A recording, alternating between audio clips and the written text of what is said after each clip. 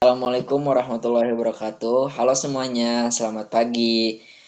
Kepada dosen penguji Ibu Siti Maryam dan teman-teman sekalian, kami dari kelompok 1 hari ini akan mempresentasikan proyek UAS kami yang berjudul City Traffic dan Smart Parking Management System. Sistem ini dirancang untuk mengatasi kompleksitas manajemen lalu lintas kota dan parkir pintar berbasis struktur data dan algoritma yang efisien.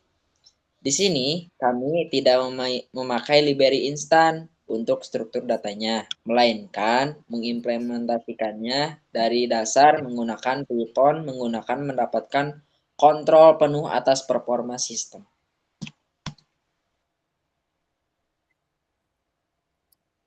Di sini kami akan membedah kode dan justifikasi struktur data yang akan dijelaskan oleh rekan saya Alivia.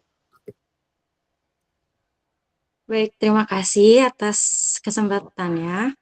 Sekarang mari kita masuk ke bagian inti sistem, yaitu struktur data yang kami gunakan di dalam file data struktur ini beserta seluruh alasan justifikasinya. Jadi, fitur pertama yang kami bangun adalah pencarian kendaraan berdasarkan plat nomor. Di sini, kami menggunakan struktur data binary search tree atau BST. Cara kerja BST ini, kami memanfaatkan relasi hierarki yang ketat. Jadi ketika ada plat nomor baru yang masuk ke sistem, string plat tersebut akan dibandingkan dengan root. Jika nilai data struktur datanya ini secara alfabetis lebih kecil dari root, maka data ini akan otomatis ditaruh di cabang kiri atau node left. Sebaliknya, jika nilainya itu lebih besar, data akan ditaruh di cabang sebelah kanan atau node right. Lalu, kenapa kami tidak memakai array biasa? Nah, jika kami memaksakan menggunakan array, proses pencarian plat nomor harus menyisir data satu persatu dari awal sampai akhir. Maka dari itu, hal ini memicu kompleksitas waktu sebesar big O of n atau big O linear di kasus terburuknya, yang tentu akan menjadi bottleneck atau titik macet titik macet kompleksitasnya itu saat data kendaraan menumpuk. Sedangkan dengan menggunakan BST ini, pencariannya rata-rata hanya akan memakan waktu sebesar big O log n, karena di setiap langkah penelusuran, pohon ini berhasil memangkas setengah ruang pencarian kita. Namun, ada trade-off di ruang di sini.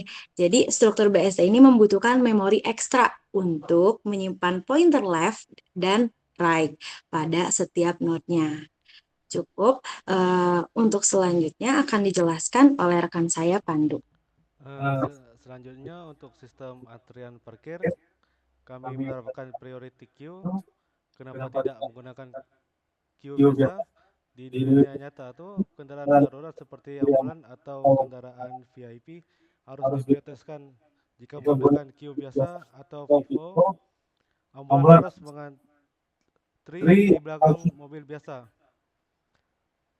Dengan priority queue, setiap elemen di NQ bersama nilai prioritasnya, sistem kami otomatis melakukan sorting berdasarkan prioritas terkecil. Sehingga saat fungsi di queue-nya dipanggil, ambulan akan keluar lebih dahulu. Selanjutnya ke log aktivitas dan fitur undo. Untuk mencatat riwayat kendaraan, kami memakai double linked list. Alasan memilihnya dibandingkan singly linked list adalah fleksibilitas navigasi log yang bisa dibaca maju maupun mundur secara efisien. Sedangkan untuk fitur undo, kami mengubah struktur data stack dengan prinsip LIFO. Last in, first out. Data registrasi terakhir di-push ke dalam stack, dan jika admin salah input, tinggal masukkan pop untuk membatalkan aksi terakhir. Lalu, apa perbedaan implementasi stack kami dengan collection DQ bawaan Python? Collection DQ bawaan Python dioptimalkan secara internal menggunakan bahasa C untuk operasi push dan pop dari kedua ujung secara dinamis dengan kecepatan 0. Sedangkan slug milik kami diimplementasikan secara manual di atas disk Python dasar. Meskipun operasi ujungnya tetap 0, tujuannya pembuatan manual ini adalah murni pemahaman akademik struktur data dasar tanpa abstraksi library. Selanjutnya akan dipresentasikan oleh Idle. Di sini aku akan menjelaskan navigasi jalan dan grafik kota. Di sini mensituasikan menampilkan potongan kode Gravity dan fungsi bisa focus step. Untuk mengimplementasikan peta lalu lintas kota, kami menggunakan graf dengan representasi adiensi list. Setiap persimpangan jalan adalah vertex, dan jalan perhubungan adalah edge yang memiliki bobot jarak atau kemacetan. Pada sistem ini, kami berfokus pada pencarian rute terpendek menggunakan algoritma Dijkstra, berbeda dengan transversal BPS biasa yang hanya menghitung jumlah lompatan node tanpa memedulikan beban jalan. Dijkstra memeriksa bobot akumulatif jalan. Lalu cara kerjanya, algoritma dimulai dari titik start, mendata semua jarak ke tangga terdekat, lalu secara seraka atau greedy memilih vertex dengan jarak minimum yang belum dikunjungi.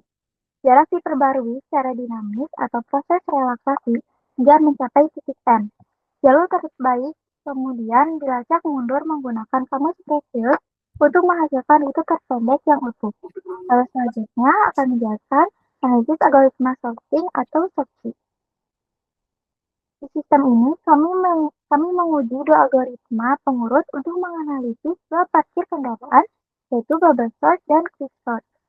Bubble sort bekerja dengan membandingkan elemen berdekatan berulang kali, kompleksitas waktunya adalah O atau N pangkat. Algoritma ini hanya baik jika data inputnya sangat kecil atau hampir terurut. Sebaliknya, quicksort menggunakan pendekatan divide and conquer dengan memilih pivot dan membagi array menjadi bagian yang lebih besar atau lebih kecil dari pivot. Kompleksitas rata-ratanya jauh lebih cepat, yaitu n log n. Apa yang terjadi jika data kendaraan melonjak drastis hingga puluhan ribu data? Pertama, bubble sort akan mengalami stuck karena eksekusinya melambat secara kuadratik. Kedua, quicksort kami akan menggunakan rekursi biasa sehingga data terlalu besar dan tidak acak. Ia bisa memicu stack overflow karena batas rekursi Python terlampaui. Namun, binary search untuk ID kendaraan akan tetap berjalan sangat cepat karena kompleksitasnya hanya O log n, asalkan datanya sudah diurut terlebih dahulu. Selanjutnya akan dijelaskan oleh teman saya, Asif. Terima kasih. Mungkin untuk sekarang kita langsung ke demo programnya, bagaimana si datanya itu saling terhubung gitu. Nah, mungkin kita sekalian demo aja untuk si program ini. Nah, alur datanya itu bentar. Kita sekalian demo saja. Kita lihat bagaimana si struktur data ini saling berinteraksi dalam sistem kami. Nah, jadi si alur datanya itu dimulai saat kendaraannya diinput dulu. Nah, datanya itu nanti untuk seperti ID, untuk plat nomor itu, datanya itu nanti masuk ke array storage. Nah, untuk si plat nomornya ini, biar kita nanti bisa cari di cari kendaraan berdasarkan plat nomornya, itu nanti si plat nomornya itu bakal disimpan di BST. Nah, untuk pencarian cepat. Nah, kalau untuk statusnya itu atau log aktivitasnya, nah si program ini nanti bakal kesimpan di double linked list. Nah, lalu untuk pemetaan si jalannya nanti ada kita ini pakai kita membuat fungsi Graph-City. Jadi untuk pemetaan pemetaan jalannya. Nah, lalu ada stack juga di sini. Nah, fungsi stack ini untuk undo. Nah, untuk lebih detailnya kita cobain di menunya satu-satu. Nah, di sini terdapat 8 menu, yaitu untuk menu utama si operator atau user ini harus mendaftarkan dulu plat nomor kendaraannya. Nah, di sini ada ID. Nah, mungkin untuk ID ini nanti bakal dikasih sama operator untuk kedepannya, untuk pengembangannya. Tapi untuk saat ini mungkin untuk ID uniknya itu di input dulu manual oleh user. Nah, kita masukkan plat nomornya, kita install aja di. Nah, kami untuk rencana durasi parkirnya itu dalam satuan menit. Jadi kalau ketika usernya mau parkir 1 jam, berarti dikonversi jadi 60 menit. Nah, di sini program memunculkan sebuah command line, yaitu sukses mendaftarkan kendaraan A123AB. Nah, itu nanti kesimpannya di array storage. Di sini kita bikin kosong dulu. Lalu untuk sistem antriannya, sistem masuk parkirnya itu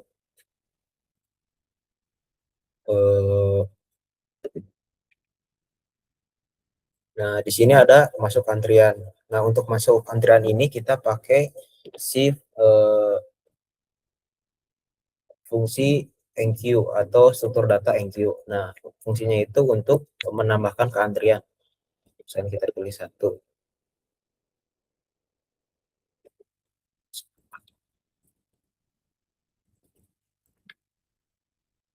Nah, di sini terdapat untuk tingkat urgensinya. Dengan tadi kita pakai prioritas queue. Misalkan kita yang VIP saja. Nah, di sini program menyatakan bahwa plat nomor yang telah tadi kami buat itu sukses masuk ke antrian parkir. Lalu untuk cari kendaraannya itu kita di sini harus memasukkan dulu plat nomornya. Nah, takutnya dari usernya apa ya? Kayak misalkan belum didaftarkan tapi udah dicari, nah kemungkinan si programnya itu bakal mengalami apa ya? Memunculkan teks kepada usernya. Nah, bisa kita lihat di menu 3.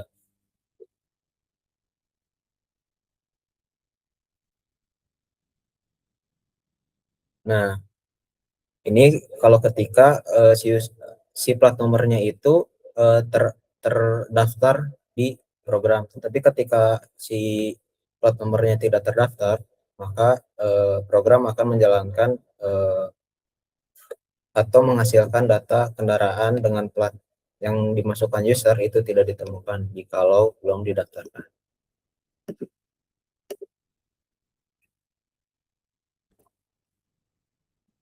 Nah, berhubung tadi kita udah masukin si plat nomornya, ini udah muncul lagi. Untuk nomor 4-nya, ini kita mencari berdasarkan ID-nya. Misalkan tadi 01. Ditemukan juga. Untuk nomor 5.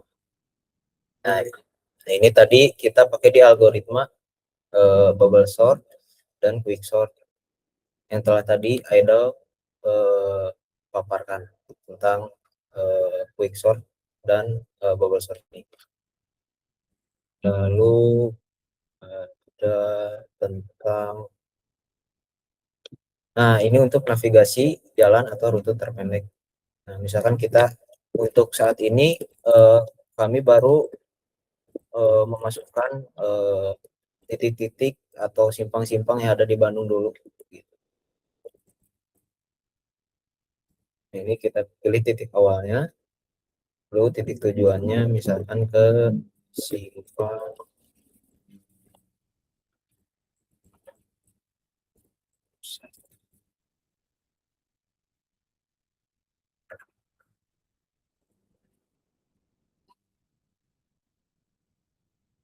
Nah, di sini kita coba jalankan.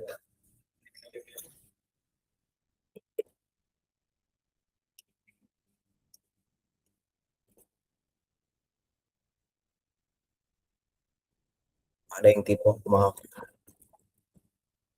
simpang dago aja.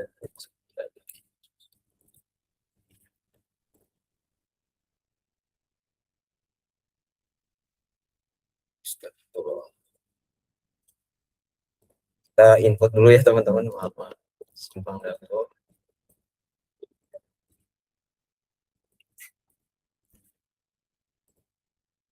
Lalu misalkan tujuannya itu ke simpang Gedung 1.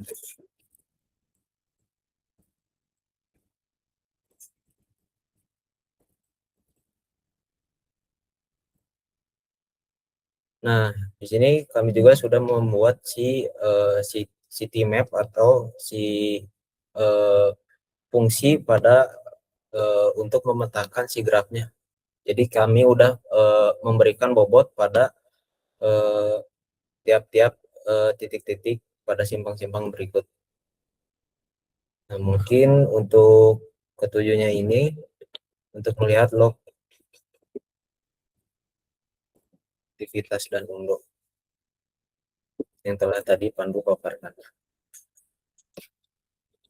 Sip, mungkin untuk selanjutnya untuk skenario ke depannya bakal dijelaskan oleh Alivia.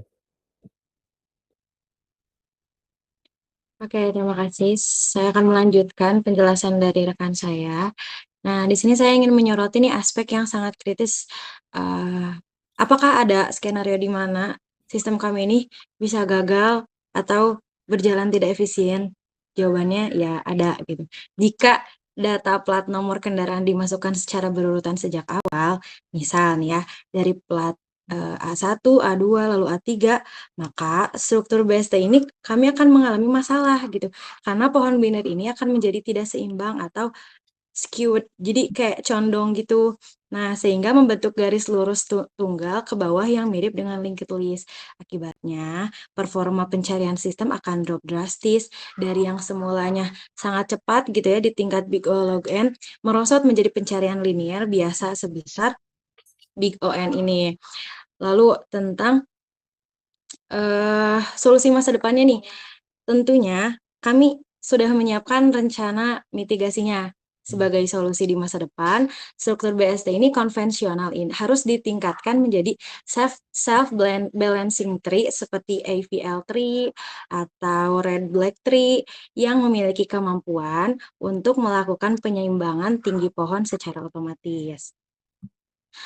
Selain perbaikan pada komponen pohon, jika diberikan waktu pengembangan lebih lanjut, kami juga berencana mengganti struktur priority queue berbasis array bawaan kami saat ini menggunakan min heap binary struktur. Sebab pada kode saat ini, fungsi enqueue kami masih memanggil operasi short setiap kali ada data baru masuk, yang memakan waktu sebesar big O n log n ini. Dengan bermigrasi ke struktur min heap ini, operasi manajemen prioritas kendaraan darurat di gerbang bisa masuk gitu, dipangkas secara konsisten menjadi jauh lebih instan, yaitu hanya sebesar big O log n. Mungkin dari saya cukup, bisa dilanjut oleh rekan saya. Nah, tadi kita udah demo program ya untuk membuktikan bahwa seluruh logika dan struktur data yang kami gunakan itu 100% berjalan valid tanpa error. Nah, lalu kami juga telah membuat automated testing di file atau yang bernama ini test system.py.